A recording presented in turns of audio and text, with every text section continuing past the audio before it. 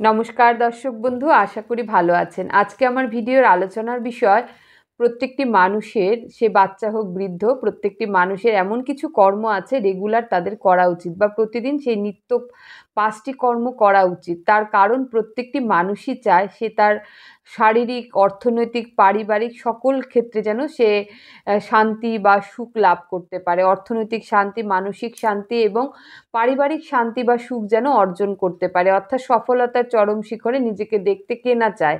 তো তার জন্য আমরা কিন্তু যদি ভাবি যে শুধুমাত্র ভাগ্যের দ্বারা আমরা নিয়ন্ত্রিত হব, সেটাও না।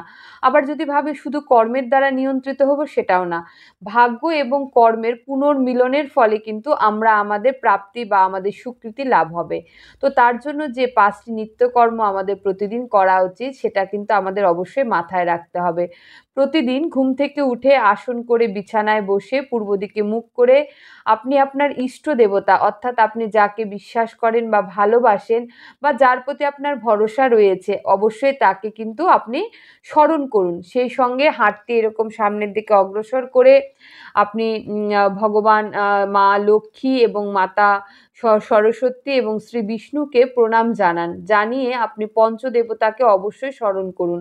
পঞ্চদেবতার মধ্যে যেরকম রয়েছে শ্রী গণেশ, সূর্য দেবতা এবং বিষ্ণু দেবতা, শিব এবং মাতা দুর্গা, এই 5টি দেবতাকে স্মরণ করুন। স্মরণ করে, এটা প্রথম কাজ। দ্বিতীয় যে কাজটি, স্মরণ করে আপনি কি করতে চান এবং ঈশ্বরকে নিবেদন করুন যে দিনটি শুরু হচ্ছে তোমাদের কৃপায়, যেন দিনটি যা করব সারাদিন তোমাদের কৃপায় করব, যেভাবে চালাবা সেভাবে চলবো, যেভাবে রাখবা সেভাবেই থাকবো।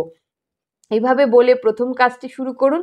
দ্বিতীয় যে কাজটি, বিছানা থেকে যখন মাটিতে নামবেন, তো অবশ্যই আপনি সোম, বুধ, শুক্র, বাপাটা দিনে মাটিতে নামুন। বাকি দিনগুলো মানে অর্থাৎ মঙ্গল, বৃহস্পতি, শনি, রবি আপনি ডান পাটা মাটিতে নামান। এটা দ্বিতীয় কর্ম। তৃতীয় কর্ম যেটা করতে হবে, সেটা মাটিকে প্রণাম করে বলতে হবে নমো বাস্তু পুরুষায় নমো। এই কাজটি করুন। এরপরে যে কাজটি করবেন, আপনারা স্নান করে অবশ্যই সূর্যদেবকে অর্ঘ্য নিবেদন করুন বা জল নিবেদন করুন। সূর্য প্রণাম মন্ত্র যদি না পারেন, নম ভগবতে সূর্যায় বা ঘৃণী সূর্যায় বলে আপনারা সূর্যকে প্রণাম মন্ত্র জানান এবং সেই সঙ্গে একটি লাল ফুল অবশ্যই সূর্যদেবের উদ্দেশ্যে নিবেদন করুন। কারণ সূর্য হচ্ছে সকল শক্তির আধার। সূর্যের আলোয় বিশ্ব ব্রহ্মাণ্ড আলোকিত হয়। তাই সূর্যের কৃপা বা জন্মকুণ্ডলিতে যদি সূর্য গ্রহটি আপনার বলবান হয়, আপনি কিন্তু সমাজে নাম, যশ, প্রভাব, প্রতিপত্তি অর্জন করতে পারবেন। সেই সঙ্গে কিন্তু আপনারা সমাজে কিন্তু নিজেকে প্রতিষ্ঠিত করতে পারবেন। আপনার এক কথাতেই কাজ হয়ে যাবে। তারপরে যে কাজটি করবেন, সেই কাজটি অবশ্যই আপনার উপার্জিত অর্থে বা সারাদিনে যে আপনি পুরুষ হলে অবশ্যই উপার্জন করবেন এবং সব নারীরা তো উপার্জন করে না।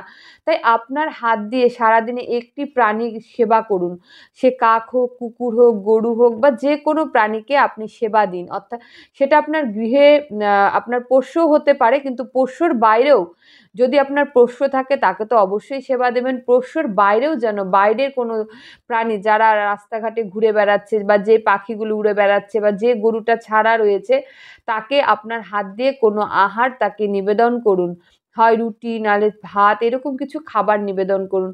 অন্তিমে যে কাজটি করবেন, পঞ্চম বা শেষ যে কাজটি, সেটি হচ্ছে সারাদিনের কাজের শেষে যখন আপনি বিছানায় শান্তির একটি মানে নিশ্চিত একটা শান্তির ঘুম দিতে যাচ্ছেন বা নিদ্রায় যাচ্ছেন, তখন ঠিক একইভাবে বসে আপনি ভগবানকে স্মরণ করুন, আপনার আরাধ্য, আপনার প্রিয় দেবতাকে স্মরণ করুন এবং ঈশ্বরকে জানান যে ঠাকুর, সারাদিনে আমি যে কর্মগুলো করছি সবই তোমার কৃপায়, করুণায়, দয়ায়, আশীর্বাদে। তুমি যেভাবে চালিয়েছো সেভাবে চলেছি, যেভাবে করিয়েছো সেভাবে করেছি। তাই যা করেছি তোমার কৃপায় করেছি। তাই আমার কর্ম সকলই তোমার চরণে নিবেদন করলাম। ভালো মন্দ বিচার করার দায়িত্ব তোমার, কারণ আমি তোমার সন্তান। অর্থাৎ সারাদিনে যে কর্মই করুন না কেন, সেটা ঈশ্বরের চরণে নিবেদন করুন। তাহলে আপনার আর কোনো দোষ থাকছে না। যা হচ্ছে সে ঈশ্বরের চরণে নিবেদন করে দিন, ঈশ্বর তার বিচারক।